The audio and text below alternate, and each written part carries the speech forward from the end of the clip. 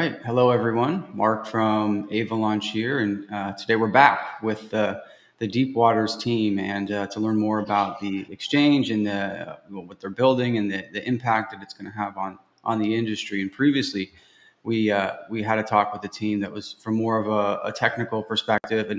And today we're going to get into the business and growth side of things and the exchange features and kind of what it looks like to operate an exchange in today's landscape and in today's crypto world. So thanks a lot for joining us, guys. I really appreciate you coming back. And before we get into it, maybe we could just have a quick, brief intro for each of you. Greg, you can take it off if you want. Just who you are and what you work on with the project. Yeah, sure. I'm Greg Barnes, CTO at Deepwaters. Traditional background in education and engineering. The fun fact about me is how I got into the space in the first place. So actually, in a past life, I was a professional poker player, and this is how I was introduced to Bitcoin for the first time. Once I got my head wrapped around that and sort of had the aha moment, started a small mining operation. This was back like early 2016. Up in Washington State, we had access to cheap hydroelectric power. So got into Bitcoin and Ethereum pretty early, and then a few of the early ICOs. And from that point, really just dove more and more into the space and eventually transitioned to full time. But for me, I'm definitely an engineer, but entrepreneurial tendencies for certain. Yeah, right on. And how about you, Carlton? I'm Carlton Hoyt. I'm the Senior Vice President of Operations here at Deepwaters. Basically, if there's something that needs to get done and no one else to do it, that's me. I'm the guy. So my background, I actually come from the life sciences. I have a PhD in neuroscience, got that way back in the day. Did mostly marketing in the life sciences. I don't like sitting at a lab bench all day. It gets really boring. Not something that I want to do. More of a dollars and cents guy, which is kind of what led me into crypto. I was a crypto investor starting back in 2016, saw the ups and downs a little bit, was and still am an IOTA fanboy.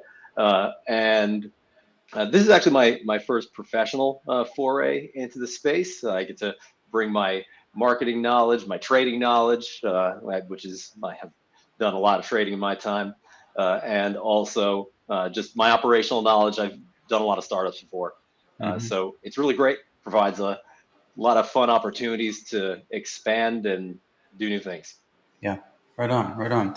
So to just kind of set the stage here, could you guys just give us a brief kind of high level about Deepwaters and what some of its more sort of innovative, impactful features are that to kind of separate it from what's currently out there? Yeah, sure.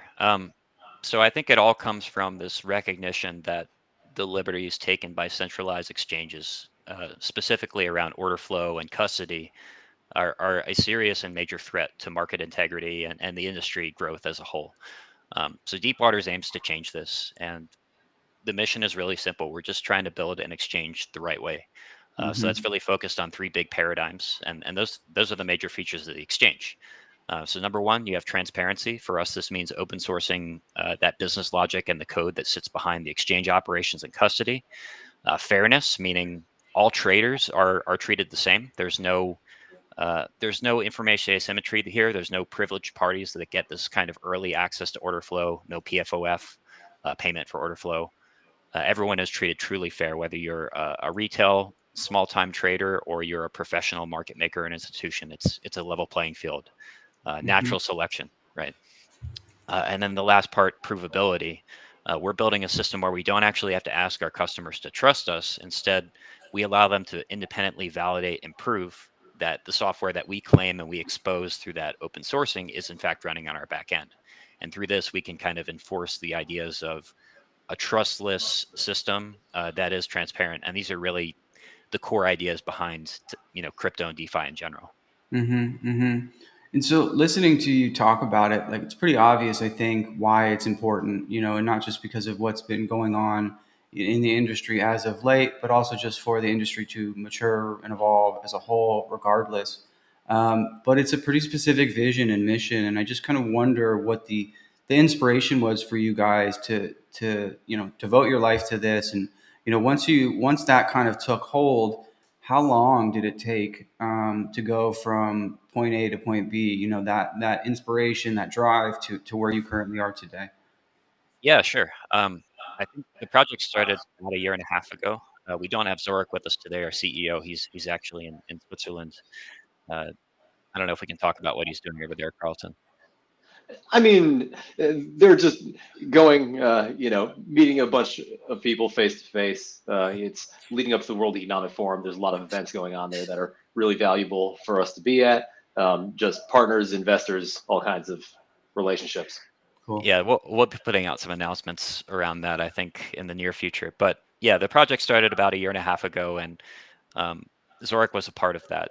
So he actually, in his past, he's done quite a lot of things over the years, but he's a very experienced leader and Mm-hmm. actually has a computer science background as well. But at one point in his life, he was managing 25 traders for his own fund. Yeah.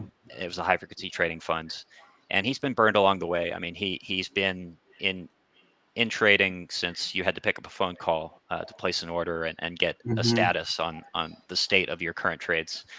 But along the way, he was just burned and disgusted by the practices of the industry. And as technology got better, uh, practices in some cases got worse or more exploitative. And we've seen this in crypto. We've seen the same problems resurface and show themselves here with Celsius, Three Arrows Capital, now FTX, and who knows what's going to happen with the whole DCG fiasco. There are real problems in the industry, and Yeah. what we're trying to do is just design a system to solve that point of control and the human element that makes that possible. Right. Right. And I think it'd be easy to say, this is, and we talked about this a little last time. I think, what sort of great timing this is for you, and how relevant it is today. But I think it's actually just more of a testament to your guys' vision about, again, where the industry needs to go to be sustainable and actually leverage what makes blockchain so powerful in a more feature rich experience that people are kind of used to. And in DeFi, AMMs, when you're talking about exchanges that aren't centralized, and you guys talk about Deepwaters being a hybrid exchange, which is actually something I kind of want to talk about next. But when you look at what people are used to and what's available today, in DeFi, a lot of people are using AMMs, and everyone's pretty familiar with that trading experience looks like. So as a user, how does the Deepwaters exchange like compare to the trading experience people might be used to, buying, selling on an AMM? Yeah, sure. So the first version of Deepwaters, the first product that we're releasing is a central limit order book, and the experience using that is very much like using the major exchanges, the major centralized exchanges that you're used to, like Binance. So trading feels a lot like one of those. It's fast. You have these advanced order types and trading features. It's gas fee trading. The difference is that Deepwaters is built on this provably fair and secure system. So again, no privileged parties, no early access to order flow, no payment for order flow. Um, but at the same time, this platform is provably more secure. And we use things like we are actually introducing this really cool EIP 712 signing paradigm where we're inherently checking that you own the keys associated with your account in order to initiate any kind of trades or transfers or really any activities around the assets that are yours, even though they're in the system. I like Mm-hmm. to summarize it as your wallet is kind of your remote control for your funds. If somebody doesn't have your wallet, they can't touch your funds. Mm-hmm. Yeah, Mm-hmm. and this is kind of a really cool point, Carlton. Like if you think about this abstraction of self custody, we kind of exhibit the same characteristics of something like an AMM, but have the same advantages of a centralized exchange, and that's why we Mm-hmm. call ourselves a hybrid. Okay. And so let's talk about that just a little bit more. So obviously you have centralized exchanges, which are fully centralized, controlled by the exchange. They live on a server behind, a wall that no one can kind of peer into. And then you have a fully decentralized exchange like an AMM that's, operating. There's servers involved, but operating from smart contracts. But you guys characterize yourself as a hybrid exchange. So where is the kind of trade-off in, because it would be sort of maybe natural to describe Deepwaters as a decentralized exchange, but it's not. So help us understand, why you've kind of coined this term hybrid exchange. Yeah, sure. So I think conceptually it's good to think about us like a centralized exchange in the fact that a lot of the matching of orders and the complex operations are happening off chain. So this is what allows us to be fast and to be gasless and this sort of thing. Mm-hmm. But at the same time, that back end that we're talking about is sitting inside of something called a trusted execution environment. And this is a paradigm called confidential computing. And the idea here is that you can create something of a black box that no one can peer into. So that means you can prevent things like privileged access to information that, as the owners of the exchange, we shouldn't have. What it also means is that we can actually enforce the rules that we say we're enforcing. So when we open source our code and we say we're not going to repo your assets, we're not going to take crazy risks with your money, Yeah. we can put that code out there and allow you as a user to subscribe to something called remote attestation and prove that that software is running on our system. Mm-hmm. So Mm-hmm. in this way, we are a centralized exchange in that respect. It's running on a back end, but at the same time, we're able to enforce a lot of these features and be transparent about it. And at the same time, we can also enforce the same kind of key signing paradigm that you would on a decentralized exchange. We can take a signature, even if it's off chain, that you're generating on your side. We never have access to your private key, but we can validate and verify that your transaction and that signature belongs to your address. Uh-huh. Just going back to that remote attestation, that really is like a decentralized real-time validation of the platform. So, in doing that, we're not just bringing some of the, technological concepts from DeFi, but we're bringing just some of the underlying, I guess you can call them ethical concepts as well. We're really bringing trustlessness to what is ostensibly a centralized system. And I don't think anybody's ever done that before. Yeah. Yeah. And so as a user, it's kind of like, the best of both worlds. When you're interacting with DeFi, when you're, taking positions, like as a user, you're finding reasons to interact with an AMM, reasons to interact with a centralized exchange.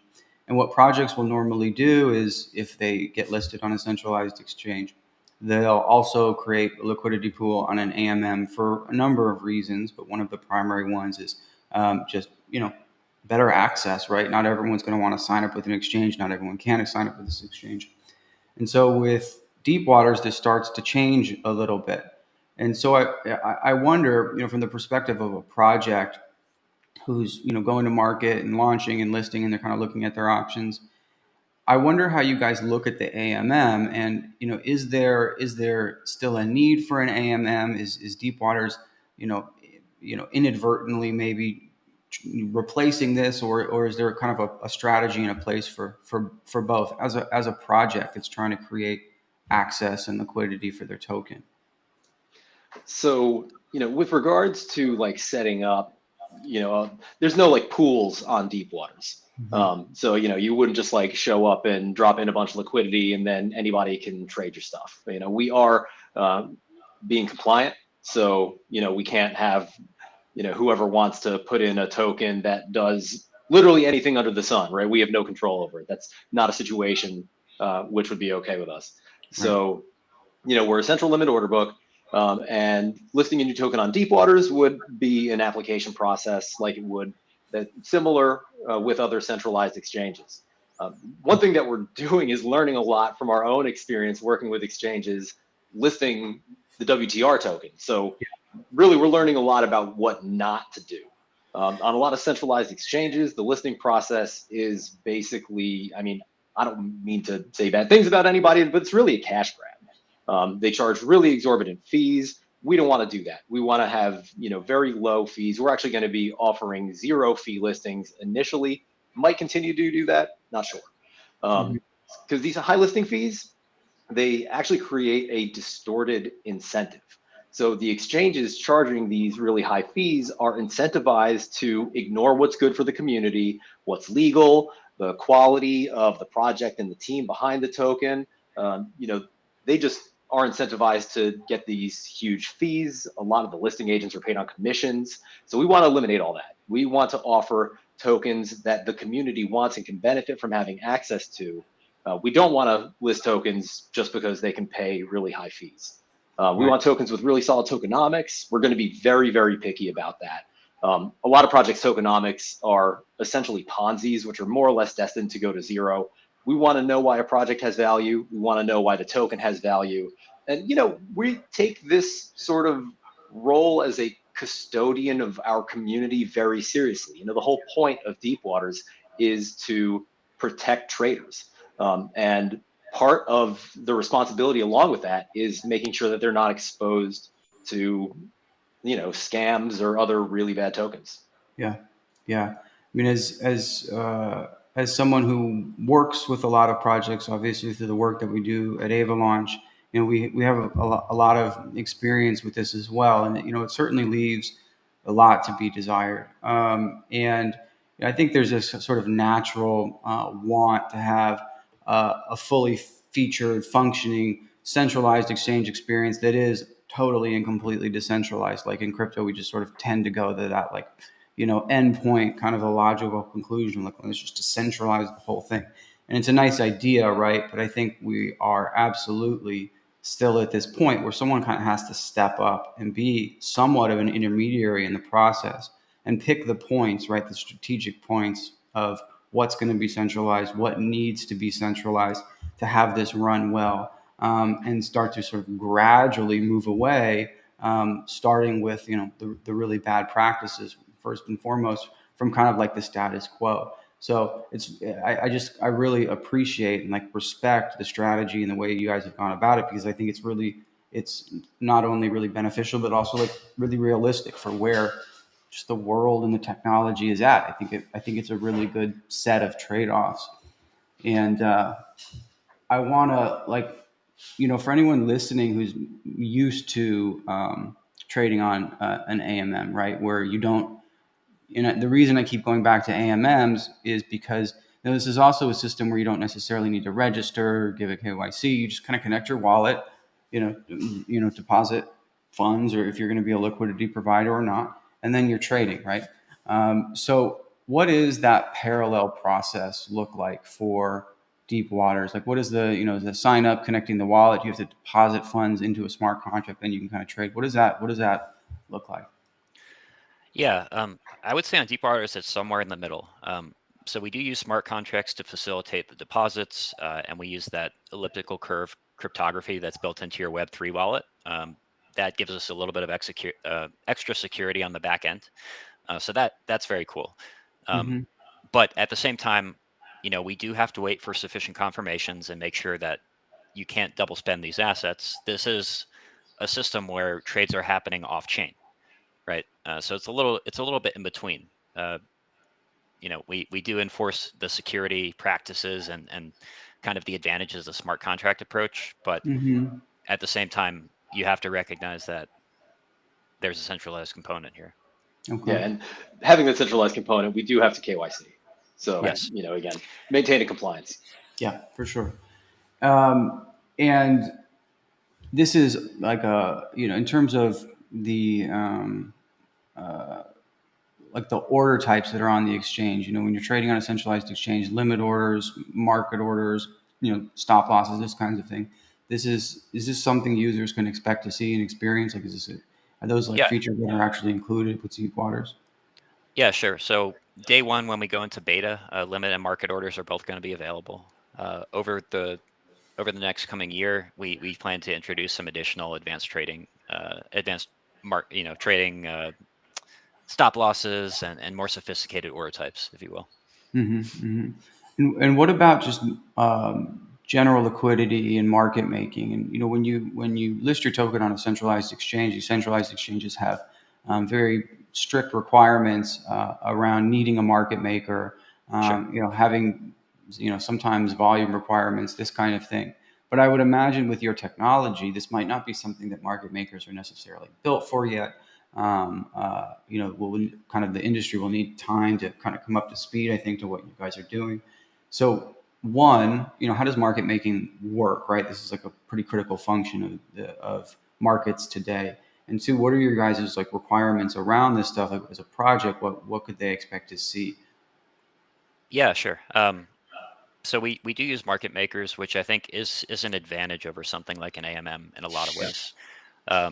for those of you guys that have provided liquidity before and are familiar with impermanent loss, market making through something like an API gives you a lot more control, and it's frankly it has a lot of advantages in that sense, and you could be very very active in what would be equivalent to a very concentrated liquidity.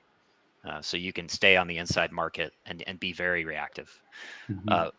For the market maker experience, this is going to be really very similar to what they're used to working with. We have an API, a fully featured GraphQL API, as well as a REST API that's going to be coming out over the next week. So that experience is very natural and very much what they're used to. There's a WebSocket component as well, so you get that initial snapshot of the market, and then you have a real live feed of updates to be able to construct the book internally. So it's a really powerful system, and it should be a great experience once they've integrated. Yeah, I mean, that's awesome. I think a point that other hybrid decentralized exchanges, wherever you're sort of on that spectrum, like a point of friction there has been like, this technology is new and it doesn't necessarily have an API, and encouraging market makers to develop their technology and develop their tools specifically for the exchange is problematic for a number of reasons. Yeah, and I do want to mention here that we actually have built some tools around kind of a more passive liquidity provision approach, something that would be analogous to providing liquidity on a Uniswap. Okay. I'm not going to provide too many details about that on this call. That's a feature that's going to come a little bit later, but we're really excited about that. Putting this kind of a feature and risk management on a platform like ours, where we are centralized and we can build these kind of rules and avoid things like front running. It's a really interesting proposition. So we think we're going to have a better mousetrap there when it's all said and done.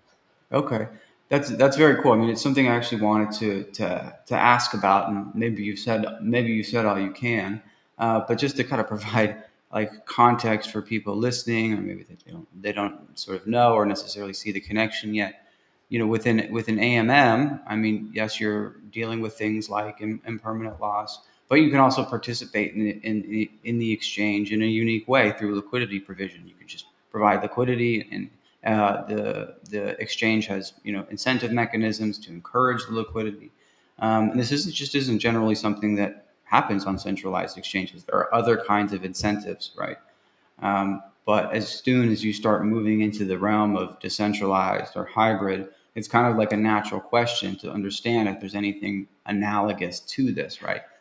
To encourage liquidity in the same way. And it sounds like there will be at some point in the future.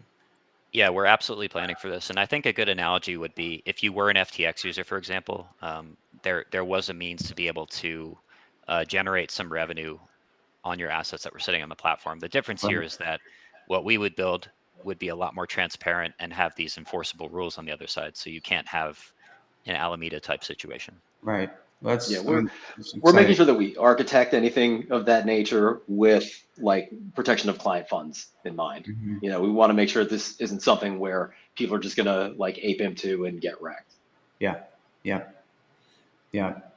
And a little earlier, you mentioned KYC, and obviously this leads us into a conversation about regulation and these topics, and as an exchange that's planning on taking on users from around the world, and I just think it's kind of an interesting topic to hear about from the inside. How are you guys thinking about regulation, accommodating as many users as is possible? With the restrictions of the law. What's the strategy there? And for the community and the users, like what can they expect? Who can participate? And what are the trade-offs there? Sure. So we want to be best in class with regards to crypto exchange compliance. So we're already making some necessary preparations to be compliant with the European MiCA regulations, which are currently still being formulated, but it'll probably come into effect sometime in 2024.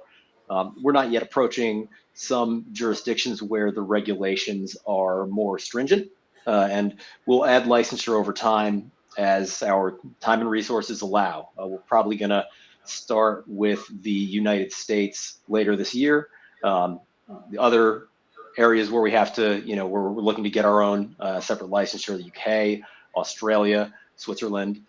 So, we have kind of a roadmap for this. One of the reasons that we really want to make sure that we emphasize compliance so much is because we have long-term aspirations to move into traditional finance.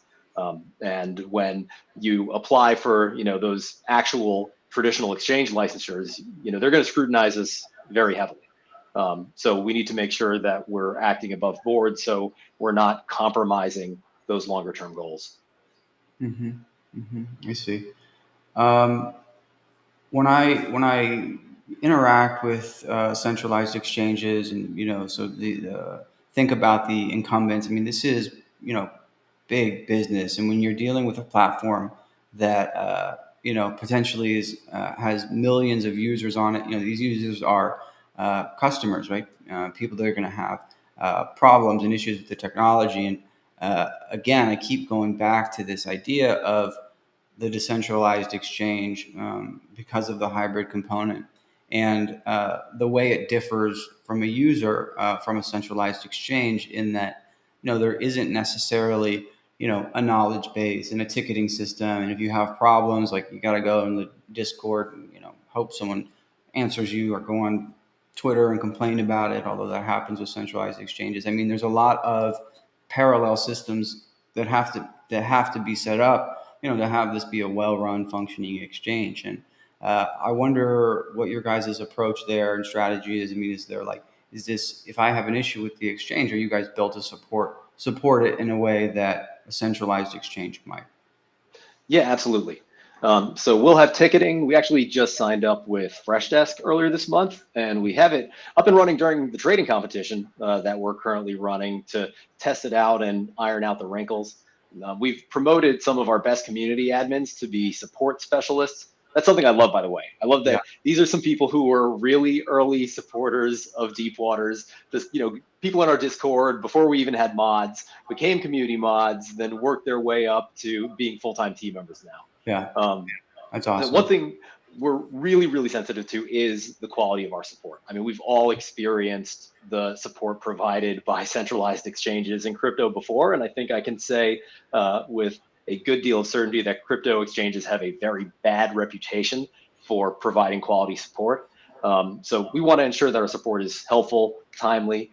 Actually, let me tell you a story. There was one time when I'm not going to name names because I don't want to call anybody out publicly, but it was obviously I'm in the US, a US crypto exchange that I had emailed their support team in 2017. They got back to me last year. No joke. They got back to me 5 years later. I was astonished they even bothered sending me the email. Yeah, well, credit to them for at least following.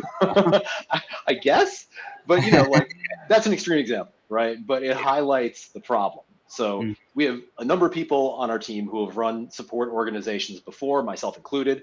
So poor support is not something that's acceptable to us. We want to make sure our support game is grade A. Yeah.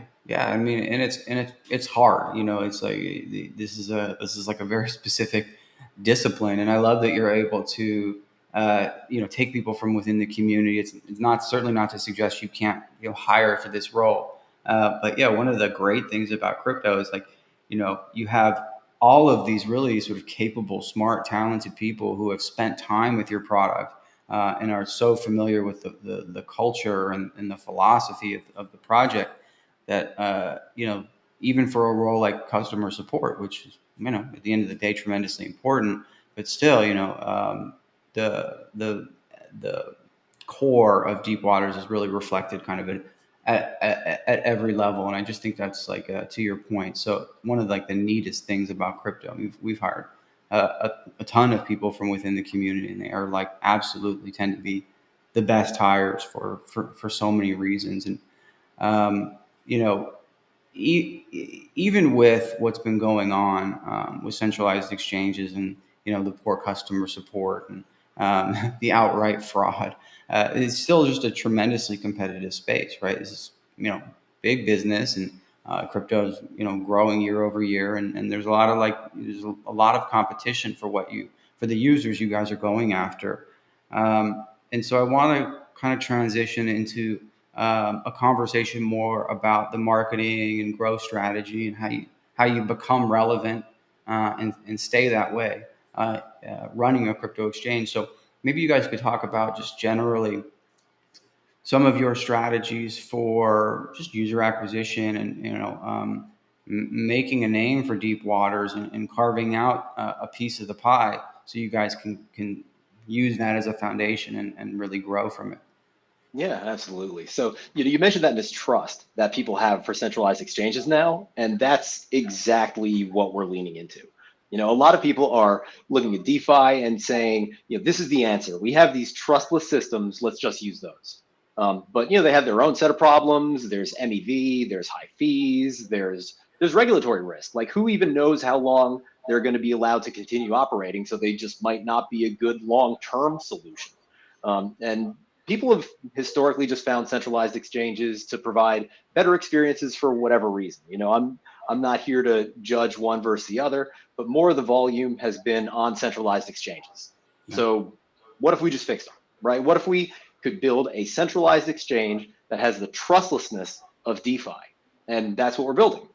So, aside from simple preference with regards to user experience, there's a few reasons why people use DeFi. One is on principle. They just believe that these systems should be unregulated. They should be outside of government control. They should be governed by the masses. You can make arguments about how decentralized the various DeFi platforms actually are, but that's a different conversation.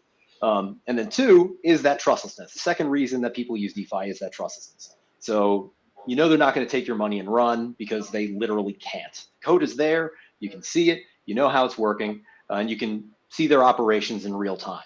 So we want to take that second thing. We want to bring all of that trustlessness to centralized finance. So, that's our message. If you're tired of having to worry, if you're tired of getting, wrecked or worried that you're going to get wrecked by the next FTX, the next Voyager, BlockFi, Celsius, man, 2022 is busy, huh? Like, we want to get that behind us. We want to make sure that all of that is gone. We're not asking you to trust us because we're going to prove that you don't have to. And we don't think that, you should have to use DeFi in order to be able to have that trustlessness. You should be able to use a centralized system if you want. And, that's sort of our message. Yeah. Yeah. So that kind of covers really well, actually, the marketing message and sort of like the call to action and what might compel a user away from a centralized system to a more hybrid system. But just for anyone that's in marketing or a founder that might be listening, since we have you guys here, I just think it'd be really interesting to talk about what a go-to-market strategy for something as big and important as a centralized exchange looks like. We at Avalaunch, we help a lot of startups. We're kind of we nerd out on this stuff, and so I'm just kind of interested to hear your guys' approach on it. Sure, absolutely. Without going too far down the rabbit hole or giving up too much of the secret sauce, one thing I would say, this is crypto. Everybody says how important your community is, and it really is. We have a huge, supportive, enthusiastic community. Shout out to everybody in our Discord and following us on Twitter. Shout out to all of our great community mods and admins. Really, we could not do any of this without our community. We hope they continue with us on this journey to fix this space. Beyond that, we're an exchange. The success of an exchange is all based on volume. You have to create a platform that people want to trade on. So zooming out a little bit, what you need to do is, one, you need to incentivize traders. There needs to be a good reason for people to want to trade on your platform. For us, that's people who are buying into our mission. We're the anti-FTX. Beyond that, beyond just the mission, that's not enough. We're working on some launch promos for traders. Longer term, we want to ensure our fees are properly incentivizing people. And then the other side of that is market makers. Definitely need market makers on board if you're a centralized exchange to make sure that the order book has reasonable spread and depth. No one wants to trade a dead book. And that's, I guess, the high level overview of it. Yeah. I mean, that makes sense. Obviously, you guys are building on Avalanche, launching through Avalaunch. The Avalanche technology and ecosystem is kind of a core component, at least initially, or in some way forever. And this represents, I think, not just like part of the fundamentals of the business, but a partnership with an ecosystem. And you guys have other relationships with L1s, and these partnerships are foundational, I think, to a go-to-market strategy. And you guys have a number of them, and even if they're like maybe even more technical in nature, I was hoping you could talk about those partnerships, sort of what they practically mean for the project, and why that's kind of important for this go-to-market period. Yeah, sure. I can take that one, Carlton. So I'll start with Avalanche or Avalanche first. I think these guys. The first time that we talked to them, we realized that they were doing something different, and the developer community was very strong. In particular, what they're doing around subnets, I think, is really intelligent and forward looking. So this is something that we're pretty excited about.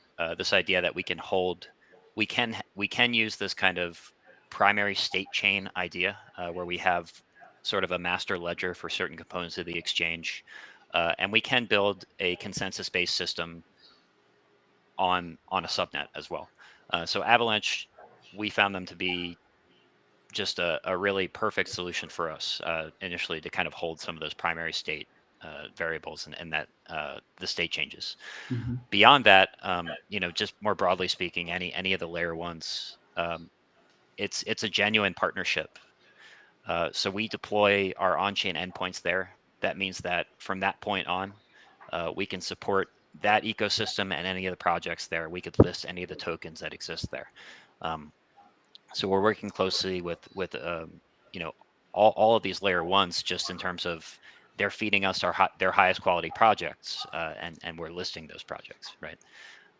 And co-marketing, we get access to their entire community. They get the ability to put their most exciting projects in front of our community. It's just advantageous in both directions. Mm-hmm. Mm-hmm.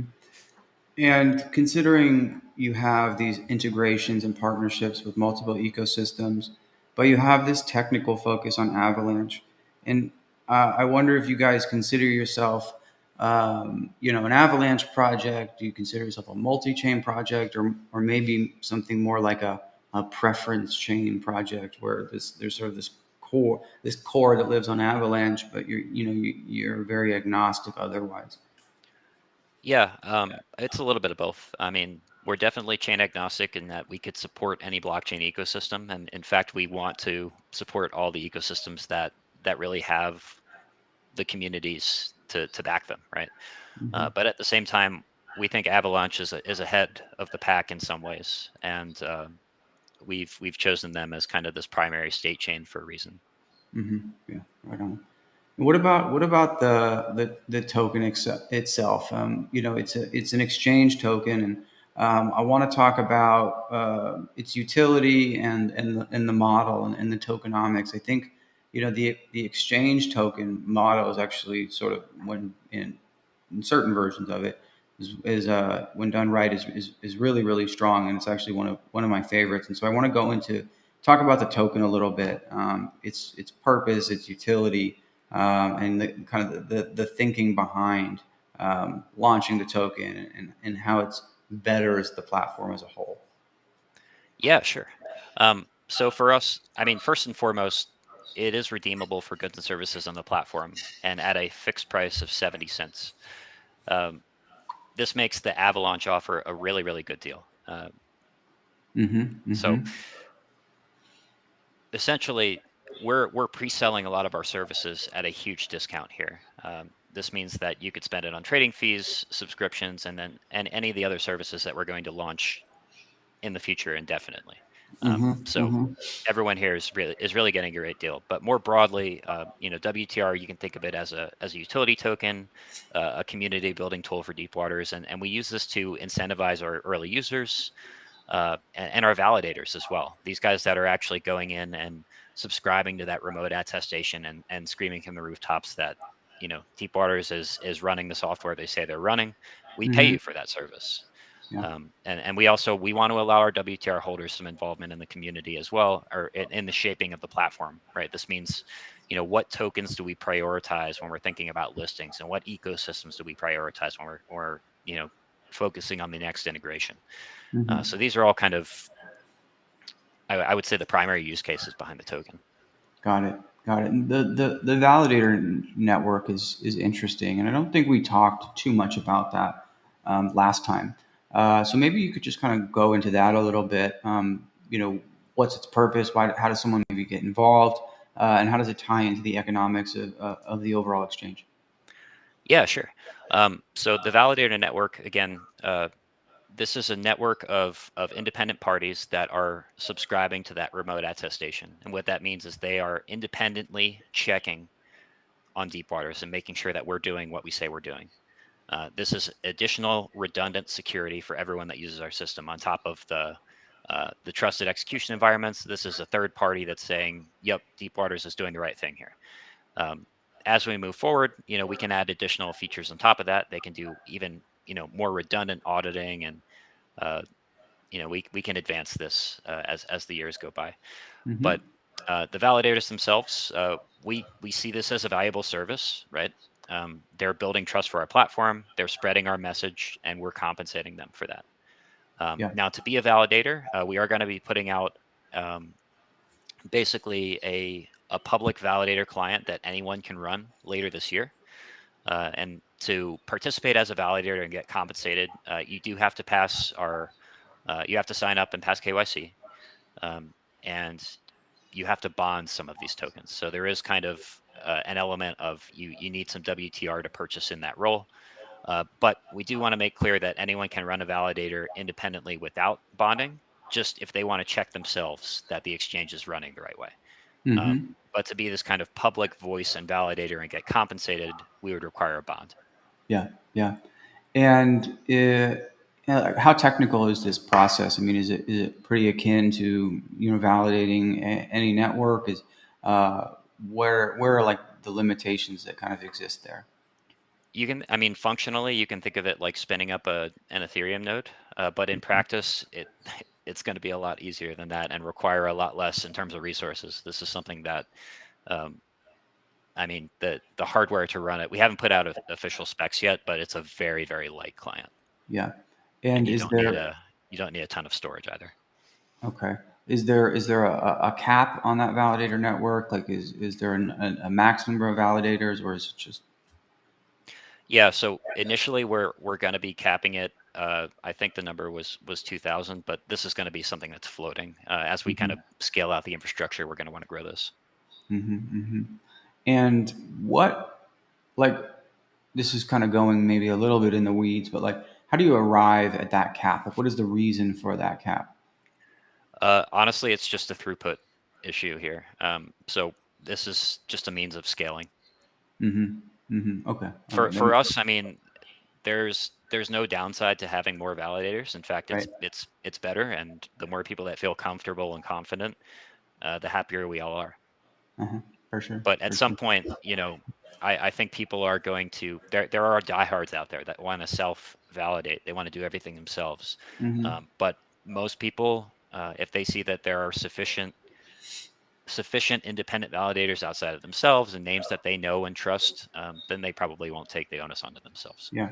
Yeah. I mean, well, we're certainly interested in running a validator node. As Avalaunch, we'll definitely be participating. So that's something that we're looking out for and are excited about. We love participating in that way. And so this is something that's coming soon down the road. And you guys have like a very like sort of incremental, structured release schedule that builds on itself. What appears to be like quite strategically.